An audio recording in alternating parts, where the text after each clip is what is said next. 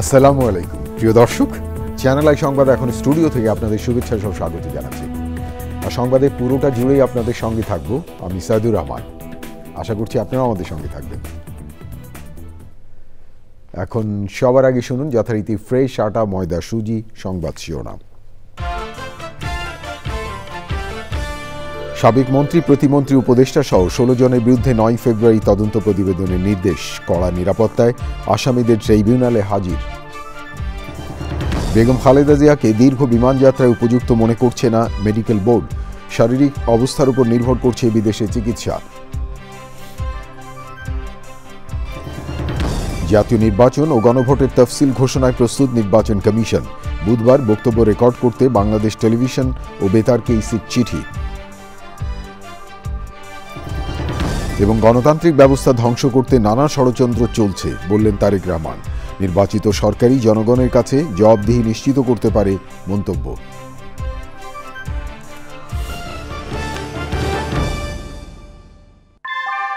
ভূমিকম্প সহনীয় most durable দেশের প্রথম থার্মেক্স রড সালাম স্টিল। সালাম স্টিল বোঝে ডিউরেবিলিটি। সালাম স্টিল, মোস্ট ডিউরেবল স্টিল। ধন্যবাদ প্রিয় দর্শক আমাদের সাথে যোগ দেওয়ার জন্য। এতক্ষণ সংবাদ শিরোনাম শুনলেন, চলুন যাওয়া যাক পুরো খবরে। আর এখনকার এই সংবাদ আয়োজন একই সঙ্গে চ্যানেলের ইউটিউব চ্যানেলে এবং চ্যানেলের ওটিটি প্ল্যাটফর্ম আইস্ক্রিনে লাইভ স্ট্রিম হচ্ছে। জুলাই আন্দোলনে মানবতা বিরোধী অপরাধের বিভিন্ন মামলায় আওয়ামী লীগের 16 সাবেক মন্ত্রী, এমপি দের বিরুদ্ধে আগামী 9 ফেব্রুয়ারি তদন্ত প্রতিবেদন দাখিল করতে তদন্ত সংস্থাকে নির্দেশ দিয়েছেন ট্রাইব্যুনাল 1।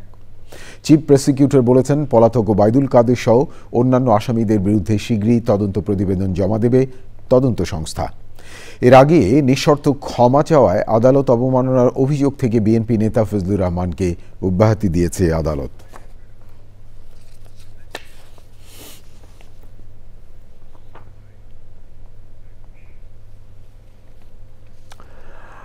রাজধানী এভারকেয়ার হাসপাতালে চিকিৎসাধীন সাবেক প্রধানমন্ত্রী ও বিএনপি চেয়ারপারসন বেগম খালেদা জিয়ার শারীরিক অবস্থা অপরিবর্তিত রয়েছে। প্রিয় দর্শক, তাঁর শারীরিক পরিস্থিতি এবং চিকিৎসা বিষয়ে সবশেষ তথ্য জানতে যাচ্ছি সহকর্মী জান্নাতুল বাকিয়া কেকার কাছে। নিউজ স্টুডিও থেকে আমি সাইদুর রহমান বলছি। কেকা, নিশ্চয়ই আপনি আমাকে শুনতে পাচ্ছেন। বেগম খালেদা জিয়ার, যেমনটা আমরা জানি যে সবাই উদ্বিগ্ন তার স্বাস্থ্য নিয়ে, আপনি কি তো এখন এভারকেয়ার হাসপাতালের সামনেই আছেন, খালেদা জিয়ার সার্বিক অবস্থা, চিকিৎসা সহ বিস্তারিত শেষ মুহূর্তের কি তথ্য আছে আপনার কাছে যদি আমাদের জানান।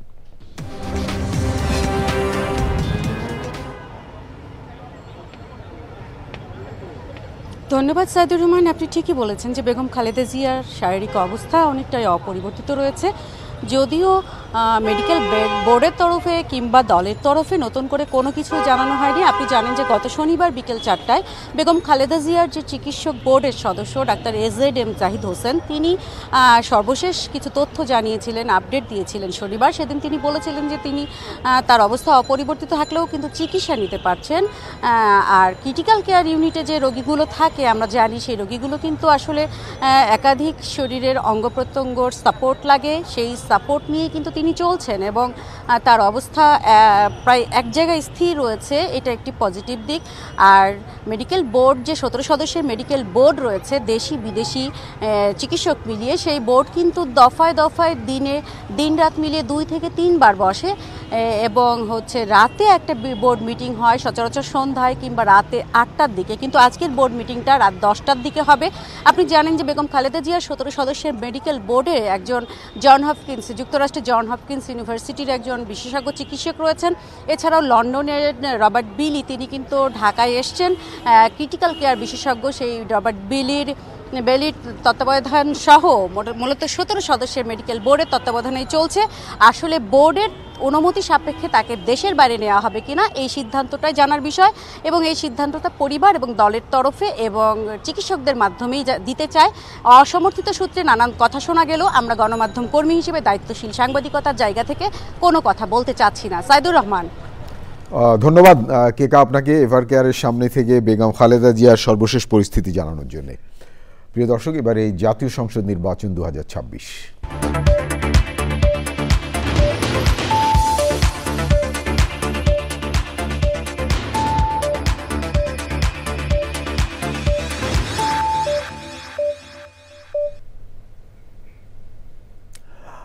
সংসদ নির্বাচন ও গণভোটের তফসিলের প্রস্তুতি শেষ করেছে নির্বাচন কমিশন।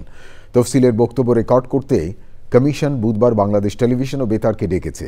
অতীতে বক্তব্য রেকর্ডের দিনেই তফসিল ঘোষণার প্রচলন রয়েছে।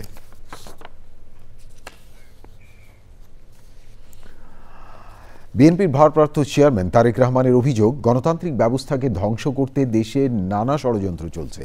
রাজধানীতে এক অনুষ্ঠানে ভার্চুয়ালি যুক্ত হয়ে তিনি বলেন, জনগণের কাছে জবাবদিহিতা নিশ্চিত করতে পারে কেবল নির্বাচিত সরকার। শুধু বিশেষ একজন ভালো, বাকি সব খারাপ। 5ই আগস্টের পর সে ধারণার পরিবর্তন হয়নি। প্রিয় দর্শক, দেখুন রাহুল রায়ের রিপোর্টটি। রাষ্ট্র ক্ষমতায় গেলে দেশের প্রতিটি ক্ষেত্রে উন্নয়নের জন্য পরিকল্পনা গ্রহণ করেছে বিএনপি। এ নিয়ে রাজধানীর খামারবাড়ি কৃষিবিদ ইনস্টিটিউটে রোববার থেকে ধারাবাহিকভাবে বিএনপির দেশ গড়ার পরিকল্পনা শীর্ষক আলোচনা অনুষ্ঠিত হচ্ছে। ছাত্রদলের নেতাকর্মীদের নিয়ে সোমবার সকালে আলোচনার উদ্বোধন করেন বিএনপির স্থায়ী কমিটির সদস্য সালাউদ্দিন আহমেদ। বিকেলে আলোচনা লন্ডন থেকে ভার্চুয়ালি যুক্ত হন বিএনপির ভারপ্রাপ্ত চেয়ারম্যান তারেক রহমান। বিএনপি ক্ষমতায় গেলে প্রথম বছরেই 50 লক্ষ ফ্যামিলি কার্ড দেওয়ার পরিকল্পনা তুলে ধরে এসব পরিকল্পনা বাস্তবায়নে নির্বাচিত সরকারের প্রয়োজনের কথা বলেন তিনি। ব্যাংকের পর ব্যাংক ক্লোজ ডাউন করছে, শাট ডাউন করছে, কলাপস করছে। এই অস্বাভাবিক ব্যাপারটা এইভাবে চলতে পারে না। এই অস্বাভাবিক ব্যাপার যদি পরিবর্তন করে স্বাভাবিকভাবে দেশকে নিয়ে আসতে হয়, গণতন্ত্রের কোনো বিকল্প নেই এবং নেই। সাধারণ মানুষের কাছে জবাবদিহি করতে বাধ্য থাকে একমাত্র নির্বাচিত একটি গণতান্ত্রিক সরকার। দেশ, মানুষ, রাষ্ট্রের যদি ভালো হয়, সেটি তিল তিল করেও যদি ভালো হয়, করতে পারে একমাত্র গণতান্ত্রিক ব্যবস্থা। বহু ষড়যন্ত্র চলছে বর্তমানে, কিভাবে গণতান্ত্রিক ব্যবস্থাকে ব্যাহত করা যায়। গণতন্ত্রের জন্য যে কোনো নেতিবাচক ধারার পরিবর্তনের কথা বলেন বিএনপির ভারপ্রাপ্ত চেয়ারম্যান। আমি ভালো আর সব খারাপ, এরকম একটি বিষয় আমরা দেখেছি গত 16 বছর ধরে। দুঃখজনকভাবে হলো 5 তারিখের পরে কেন জানি মনে হচ্ছে সেটির বোধহয় পরিবর্তন হয়নি। এটির পরিবর্তন হওয়া বাঞ্ছনীয়, এটির পরিবর্তন হওয়া অত্যন্ত জরুরি। আমরা বহুদলীয় গণতন্ত্রে বিশ্বাস করি। বহুদলীয় গণতন্ত্রে মানুষ বিভিন্ন মতামত দিবে, একজন বিশেষ কেউ ভালো, বাকি সবাই খারাপ। এটি গণতন্ত্রের জন্য অত্যন্ত ডেঞ্জারাস একটা ব্যাপার। এটির পরিবর্তন হতে হবে। তারেক রহমান বলেছেন, শিক্ষা, স্বাস্থ্য, অর্থনীতি সহ প্রতিটি খাতে বিএনপির পরিকল্পনা বাস্তবায়নে জনগণের অংশগ্রহণ নিশ্চিত করতে হবে। এই পরিকল্পনাগুলোর সাথে আমরা বাংলাদেশের জনগণকে সম্পৃক্ত করব। রাহুল রায়, চ্যানেল আই, ঢাকা। জামায়াত ইসলামের আমির ডাক্তার শফিকুর রহমান বলেছেন, কোনো কারণে ফেব্রুয়ারি থেকে নির্বাচন পেছালে দেশ গভীর সংকটে পড়বে। ঢাকায় ইউরোপীয় ইউনিয়নের দূতাবাসে 8 দেশের দূতদের সঙ্গে সৌজন্য সাক্ষাৎ শেষে সাংবাদিকদের তিনি বলেন, জামায়াত ধর্ম নিয়ে ব্যবসা করে না। যারা নির্বাচনের সময় এলে তসবিহ হাতে ঘোরে, তারাই ধর্ম নিয়ে ব্যবসা করে। প্রশ্নের উত্তরে জামায়াতের আমির বলেন, একই দিনে জাতীয় নির্বাচন ও গণভোট নিয়ে শঙ্কা রয়েছে।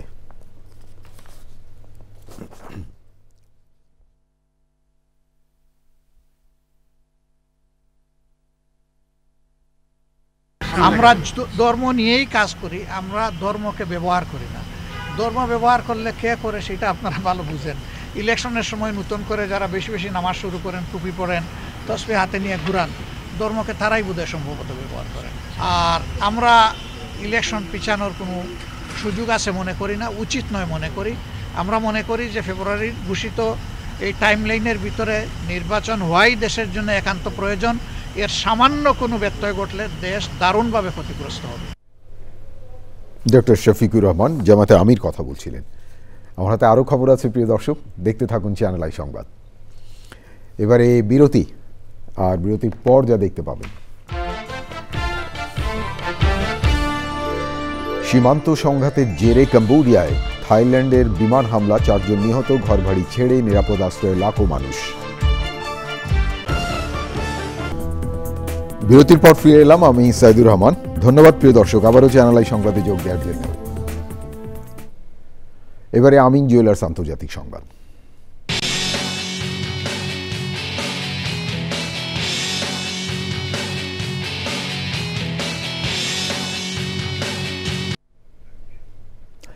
সীমান্তে সংঘর্ষের জেরে থাইল্যান্ডের বিমান হামলায় কমপক্ষে কম্বোডিয়ার 4 বেসামরিক নাগরিক নিহত হয়েছেন। আহত হয়েছে আরও 10 জন। স্থানীয় সময় সোমবার সকালে এই হামলা চালানো হয়। দুদেশের চলমান উত্তেজনার মধ্যে সীমান্ত এলাকা ছেড়ে নিরাপদ আশ্রয়ে সরে গেছেন লাখো মানুষ। রয়্যাল থাই আর্মি জানিয়েছে, এর আগে কম্বোডিয়ার সেনাদের গুলিতে তাদের এক সেনা সদস্য নিহত ও 4 জন আহত হয়। এবারে বাণিজ্য সংবাদ।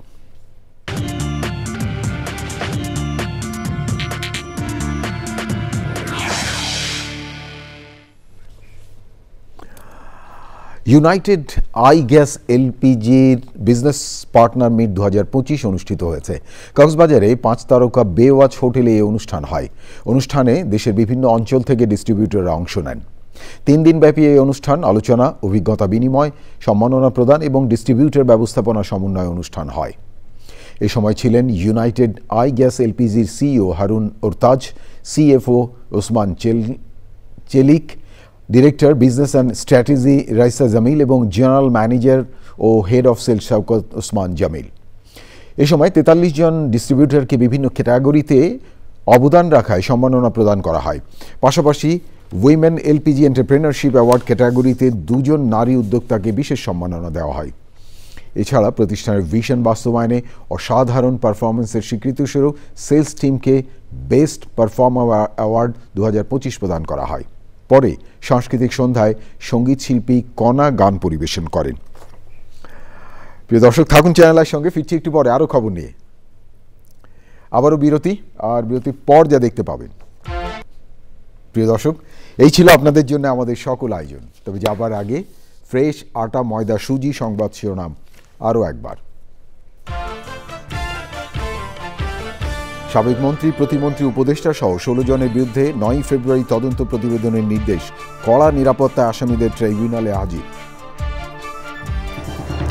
বেগম খালেদা জিয়াকে দীর্ঘ বিমানযাত্রায় উপযুক্ত মনে করছে না মেডিকেল বোর্ড। শারীরিক অবস্থার উপর নির্ভর করছে বিদেশের চিকিৎসা। জাতীয় নির্বাচন ও গণভোটের তফসিল ঘোষণায় প্রস্তুত নির্বাচন কমিশন। বুধবার বক্তব্য রেকর্ড করতে বাংলাদেশ টেলিভিশন ও বেতারকে ইসির চিঠি। এবং গণতান্ত্রিক ব্যবস্থা ধ্বংস করতে নানা ষড়যন্ত্র চলছে বললেন তারেক রহমান। নির্বাচিত সরকারই জনগণের কাছে জবাবদিহি নিশ্চিত করতে পারে মন্তব্য।